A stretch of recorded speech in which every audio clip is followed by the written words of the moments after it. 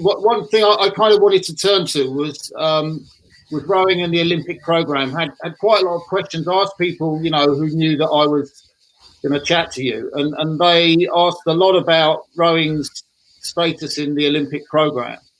So I guess first of all, we got the 2024 Olympics and so much talk about coastal rowing. Can we look at that first of all? What are the future of lightweights in the Olympic program, and what's the future of coastal rowing in the Olympic program? Sorry. First of all, you need to know that we are the fourth or fifth most popular television sport of the Olympic Games. Wow. So the broadcasters and particularly the big broadcasters are really positive about rowing when we speak to them and to OBS. It's one of the most attractive sports to watch televisually instead of an indoor event or something. So as television rights is, one of the key elements of the financial model of the Olympic Games, there's no question that there's a big interest in rowing. So that starts. We've been, we lightweights went in, very well. Lightweights went in Atlanta after the decision in 1993. I was there to watch Martin cross the line in 1984 in Los Angeles at Lake Casitas, everyone. And I just spent the day with Richard Budgett on conference calls about Tokyo, who's the IOC medical director, who was Martin's boatmate and winning the gold medal in 1984.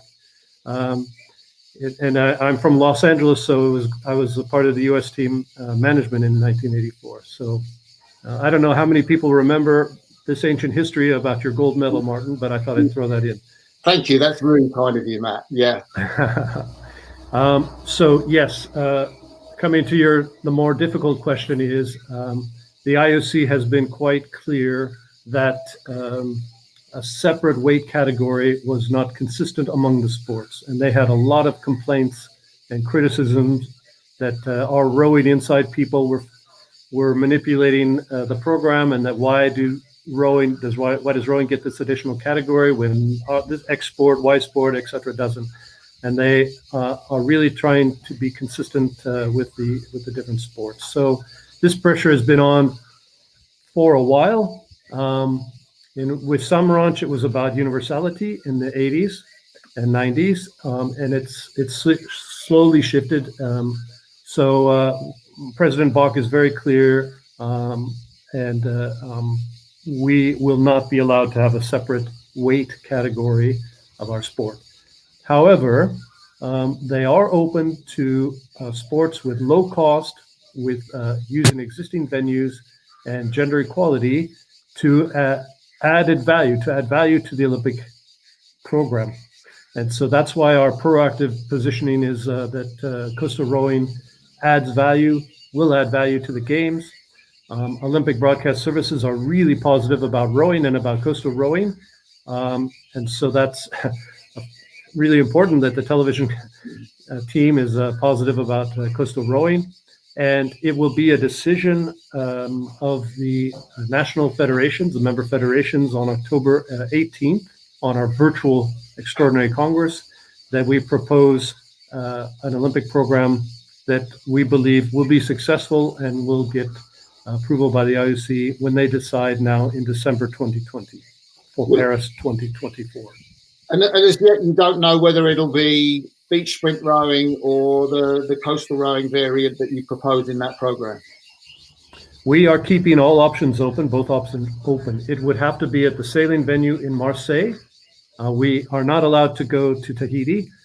They're to minimize the carbon footprint. They're going to just minimize as much as I can everyone who's going to fly over to Tahiti. There's a great place to do coastal rowing in Tahiti at the surfing venue, but no, it will have to be in Marseille if it happens. And we're keeping all options open because we're not sure if OBS prefers endurance style or beach sprint style. Yeah. Quite famously, for those involved in rowing in the 2018 championship, President Bach came to Plovdiv, where the championships were being held, and kind of I know in one context gave a talking to rowing's leaders about the type of sports that were holding young people's attention and how favourably or unfavourably rowing stacked up in that point of view. I just wonder, from your perspective, following his comments there, is there a sense that rowing might need to change even more to be included, to keep its inclusion in the Olympic movement, to have some kind of shorter, more attractive sport to people that hold, less attention than 6 minutes over 2,000 meters? Or is that not a worry? No, that's never been mentioned to us. The worry for us is that we have to stop being so far outside of the city and be a little more flexible. And the first test of this will be Los Angeles 2028. And we're studying, currently they had to bid with a proper lake with a proper course, 2,000 meters, 8 lanes, etc. And Lake Casitas was no longer viable because the water level was not reliable. So the bid was for a reservoir called Lake Paris, which is about 2 hours outside of LA near Riverside. It technically met the technical standards. It's out in the bush. More cacti would be watching than bodies, humans. But what we've been working on is the 1932 Olympic course in Long Beach, where the regatta was held in 1932. It is tidal. It has a bridge at 500 meters and several other, compromises that would have to be made. So he was very clear that the sports in the games need as much as possible to be near the heart of the games, because that's what it's about. So you'll be hearing more about our analysis of the fairness of the water with tide and what distance we can do and things like that coming up. The COVID lockdown has slowed things down in Los Angeles. They can't get back into their offices until September. Wow. So they will be like 6 months lockdown in Los Angeles. But we're in contact with them, and we hope to, after September, be able to make some progress about what's going to happen in 2028. Is there a sense of a distance that, that rowing won't go beneath? If there's, say, an attractive city centre location of 1,000 meters, say, for example, in a future Olympic venue, would rowing consider that, or is rowing saying no, beyond this particular distance, that's, the shortest we'll race over? For the Olympics, the Sports Medicine Commission and the Competitive Commission have made an analysis, and we really strongly believe the sport should stay an endurance sport, whatever it's called, strength endurance sport. They have a term, and they believe it shouldn't go less than 5 minutes to touch all of these elements of endurance and strength that we have in the sport. So we will dig our heels in to try to keep it at least at 5 minutes. Most of its boat classes at 5 minutes. So basically, I'm saying that less than 1,500 doesn't reach that level. For other multi-sport games where we have very little say in what's the process, like the Youth Olympic Games, you know that in Singapore we had to go to 1,000 meters because we had to go on Marina Bay there. Except in Buenos Aires, the only place the only place we could go was Puerto Madero, which was a 500-meter event. But we consider these outliers. For the Olympics, it's 5 minutes is the minimum we're targeting. Matt, Fil Ljubicic, who's on this view, has asked, do you ever see indoor rowing playing a part in the Olympic program? Hi, Philip. We miss you, by the way. He's moved to somewhere else, some other sport. If you allow me to respond, that let's start with indoor rowing and what we've just experienced the last couple of months. The other sports in Lausanne are really jealous of rowing because we have the indoor rower. It's fantastic. And what is happening with the virtual indoor rowing racing is amazing. I've been following it in Italy in lockdown, and every Saturday they have these dynamic commentators, Luca and some others, and they have interviews and races, and it's fantastic. So we see a really big future for indoor rowing. It's in the World Urban Games. It was in the World Games. I don't see it in the Olympic program because I think the Olympics are going to go through another budget and complexity crisis when cities don't have as much money to do things. So the answer to your question is I don't see that playing out, but it's a huge advantage for our sport, what we've been experiencing and how we do it. If not, do you see it ever being part of the World Championships, or always being a completely separate event to the World Championships? Well, we think the right approach, the right strategy is that this is a way to reach diverse and different, populations of rowers who maybe aren't near the water. So we're happy that it's in a different part of the year, different part of the season, where it has its own status and its own value. We do see, going back to physical indoor world championships next in 2022, you know that we are working on a scheme for 2021 where it's virtual, completely virtual. But we're trying to integrate virtual categories in this program of the indoor champs going forward, so that we really maximize the diversity and the reach of all kinds of rowers who aren't always water rowers. Yeah, that sounds a great shout.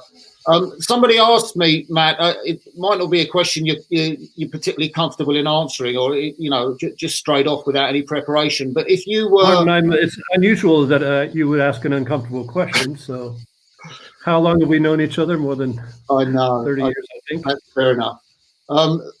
It was a speculation that if you were perhaps in another life. I know you've been with FISA for a long time, but found yourself as head of the IOC. What would you look to change or develop? Next question, please. No. Martin, you need to give me a little time on such a question. I know. I think that's probably fair enough. But really, it's the phenomena of our lifetimes, of the 20th and 21st century. The gathering of all of the countries, the peaceful participation, the way we've been riding the golden wave of financing for sport, of interest in sport, of television for sport. It's hard for me to criticize what they've created because it's just phenomenal. I would feel uncomfortable and out of place suggesting that I had better ideas than they did of how it's going on, but it is just. I can't think of another event, sporting or otherwise, in the world that has the standard and the level that they do and the following that they do. So that's how I can respond to you. That's a great shout, Matt. One of the things, sometimes it almost seems like rowing, occasionally leads the IOC in terms of what it's doing. I'm not sure if that's the correct interpretation, but my mind springs back to 2016 and the doping crisis with the McLaren report and the Russian team, where FISA chose to take a very firm and perhaps world-leading stance in what it was doing within the sport. And you were very much involved in those decisions. Yeah, sorry, I had some alert come into my computer. I didn't hear the first part of the question. Yeah, I guess I was asking you to talk about, what went on in 2016 with the doping, the call about the McLaren report and the Russian team and doping, because FISA, in that sense, it seemed to me, I'm not sure if this is the correct interpretation, was pretty much leading the world in terms of how tough it was going to be for violations of doping. Yeah, if you allow me to go back a little further in time, there was a situation in 2007 where we caught the Russian team infusing creatine and non-medical substances, which was against the World Anti-Doping Code. And we discovered the materials in a garbage can outside their hotel in Lucerne. And we were able to successfully prosecute using DNA. So we got the DNA off the blood remains on the infusion devices. We then blood tested everyone on the Russian squad, and we identified, I believe it was 9 Russian rowers who we could identify from their blood remains on the infusion devices, and we threw out I think nearly all their boats from the Beijing Olympic Games based on non-authorized use. I mean, sticking needles into your veins for infusing creatine, and it's just crazy stuff. So I have a history of not being very welcome in Russia. But in 2016, yes, it was a couple weeks to go. And we, FISA, we just don't want doping in our sport, and we do everything we can to avoid it. And we didn't, let's say we did what we thought was correct and right, and responded to the IOC's request, and we don't regret. And it turned out that the position we took was pretty strong. Only 5 actually were still eligible to compete. There were many of them who were absolutely clean, and I'm sorry that it affected them, but they are part of that country and a part of that system, and it's what it was. And I spent the first 3 days in Brazil in court, in hotel courtroom, fighting against their lawyers to try to overturn our positions. We won 2 and lost 1. But at the end of the day, they had only a 4 made up of 3 starboard guys and 1 port guy. So 1 guy had to change side, and it was very sad. I know a lot of Russian rowers personally, and so I'm really sorry, and know that we're not touched. Funny one is that on my flight to Rio, I had a stopover in Lisbon, and so guess who gets on the plane? The Russian team and Mike Spracklin. So I was a little bit covering down in my seat, and then I thought, hey, I just did my job. If they abuse me, then they have to face the consequences. So I sat up again, and but I was walking in the Rio airport behind Mike Spracklin because he was sitting ahead of me, and he just went to the restroom. Well, I was going to catch him, and I turned left, and so I didn't meet him there, but I met him at an entrance to the venue one day, and he wasn't very happy with me, but that's life. Yeah. So yes, it was quite interesting.